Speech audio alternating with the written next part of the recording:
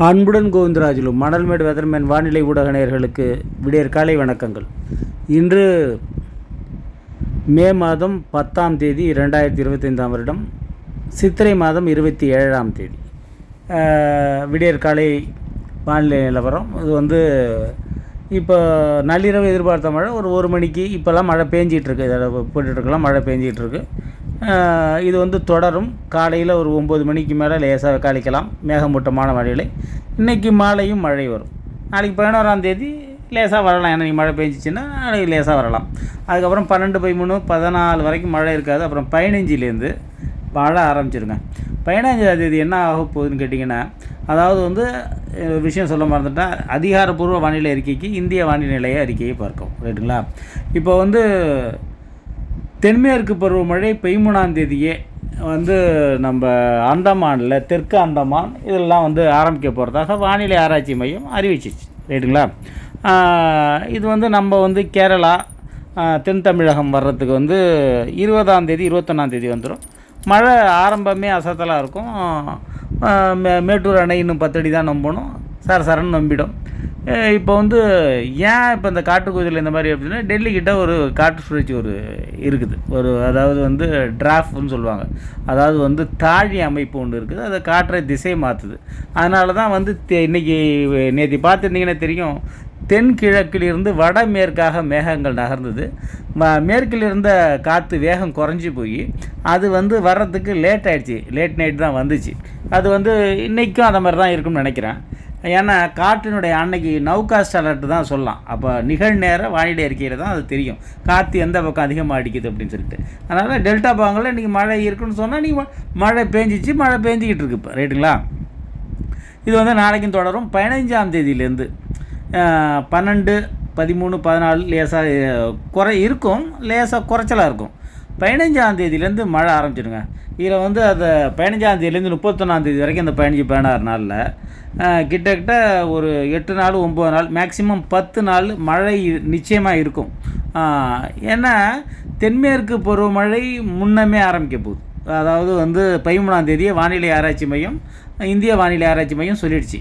அதாவது ஆரம்பிக்க போகுது. அதுக்கு காரணம் என்னென்னா, இப்போ பாருங்கள், இப்போ சாம்பிள் போட்டிருக்காங்க பாருங்கள். அதாவது எங்கெங்கே ப்ராபபிலிட்டி எங்கெங்கே வரும் அப்படின்னு சொல்லிட்டு வானிலை ஆராய்ச்சி எல்லாம் பண்ணி உலக ஆராய்ச்சியாளர்கள் எங்கெங்கே வரும்னா, மேக்சிமம் சுந்தரவன காடுகள் போகுது. அதாவது வங்கக்கடலில் 15ஆம் தேதிக்கு மேலே வர்ற ஒரு சுழற்சி, அது சக்திங்கிற புயலாக மாறுறதுக்காக அதிக வாய்ப்பாக இருக்குது. இல்லாட்டினா ஒரு ஆழ்ந்த காற்றழுத்த தாழ்வு மண்டலமாக வரும். ரைட்டு.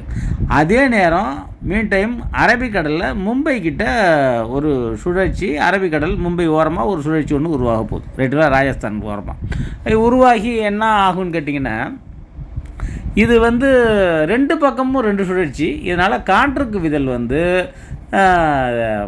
அரபிக்கடல் ஓரமும் நடைபெறும், வங்கக்கடல் ஓரம் நடைபெறும். ரைட்டுங்களா?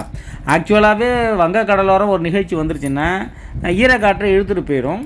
ஆனால் அரபிக்கடலோரம் ஒரு நிகழ்ச்சி வர்றதுனால அந்த நிகழ்ச்சி நடக்காமல் தமிழகம்ங்கிறத ஒட்டுமொத்த தென்னிந்தியாவுக்கு மழை தரும் வாய்ப்பு இருக்கிறதுங்கிறத மறுக்க முடியாது. அதனால் என்னைக்கில்லாத ஒரு விஷயமாக, எப்போதும் இல்லாத ஒரு விஷயமாக, அதாவது காலநிலை மாற்றத்தினுடைய கொடுமை இந்த வாட்டி கோடை, அக்னி நட்சத்திரம், அணைய போகும் அக்னி நட்சத்திரம் அது முடிஞ்சு போச்சு. இப்போது கோடையில் ஒரு குளிர்காலம், அணைந்தது அக்னி அப்படிங்கிற மாதிரிலாம் ஒரு தலைப்புலாம் வரும். ரைட்டுங்களா? அதனால் அக்னியாக தெரியாது. ஆனால் அந்த வேக்காலம் இருக்கும். பகலில் எப்போதுமே மழை மத்தியானத்துக்கு மேலே தான் வரும். ஏதாவது ஒரு சில நாட்களில் பகலில் இருக்கலாம், மத்தியானத்துக்கு மேலே தான் வரும். 15ஆம் தேதியிலேருந்து மே 31ஆம் தேதி வரைக்கும் மழை இருக்குது. நிச்சயமாக இதில் ஒரு 10 நாள் 9 நாள் நிச்சயமாக மழை இருக்குது. இதை என்னால் நிச்சயமாக சொல்ல முடியுது. வானிலை என்பது மாற்றத்துக்கு உட்பட்டது தான். இருந்தாலும் இந்த விஷயங்களை மறுக்கவோ மறைக்கவோ முடியாது. அதனால தான் முன்கூட்டியே சொல்கிறேன். இன்னும் அதாவது இது யாருக்கு நல்லதுன்னு கேட்டிங்கன்னா, நெல் போட்டு இப்போ சாவடி பண்ணுறவங்களுக்கு, நாற்றாங்கால் தயார் பண்ணுறவங்க, வயல் உழுவுறவங்களுக்கெல்லாம் இது உதவியாக இருக்கும் இந்த மழை. ரைட்டுங்களா? அதனால் இந்த மழை வந்து நிச்சயமாக வந்து பெய்ய போகுது. அக்னி நட்சத்திரம் வந்து மழைக்காலமாக ஒரு குளிர் நட்சத்திரமாக அக்னி நட்சத்திரம் மாறப்போகுது அப்படிங்கிறதுல எந்த விதமான சந்தேகமும் கிடையாது. அதாவது இன்றைக்கி மழை இருக்குது. 15ஆந்தேதியிலேருந்து தொடர் மழைன்னா அதாவது வடகிழக்கு பருவமழை மாதிரி பெய்யாது.